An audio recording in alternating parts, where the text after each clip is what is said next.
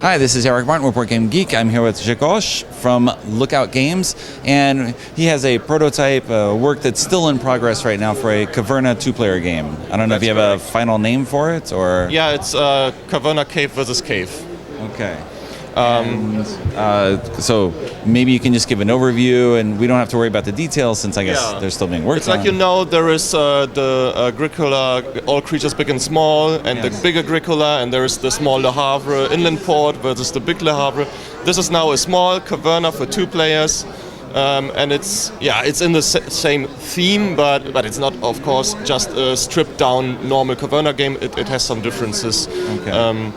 In this game, each player gets a board like this, covers it with building tiles. Okay. So isn't it random, or? Yeah, exactly. No one knows what's been underneath the tiles. There are some starting tiles that you can buy from the start, and then you have the action cards. Each round, you flip over an action, as you know it from Caverna. You flip over an action card, and then in this prototype, the X equals 2 now tells you each player gets 2 actions. Okay. So you take an action, carry it out, then the next player takes an action, carries it out, until both players have taken 2 each.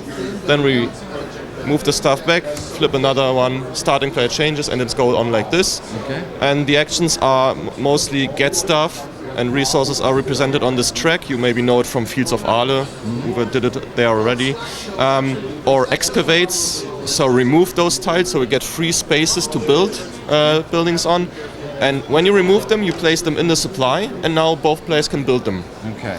And these buildings all have special powers, which you cannot use right away. You have to use these orange actions to use your orange buildings. Only the blue ones are anytime actions. For instance, this one tells you, whenever you get this, get a wood extra.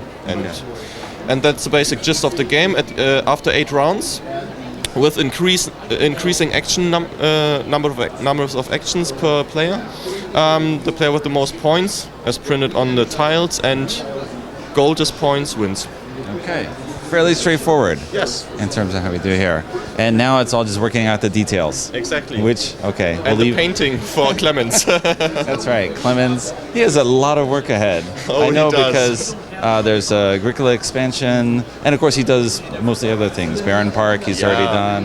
And he's even working with other publishers, so he has a lot of work to do. How dare he? That's right. Look out first. All right. Thank you very much for the overview. You're welcome. Thanks.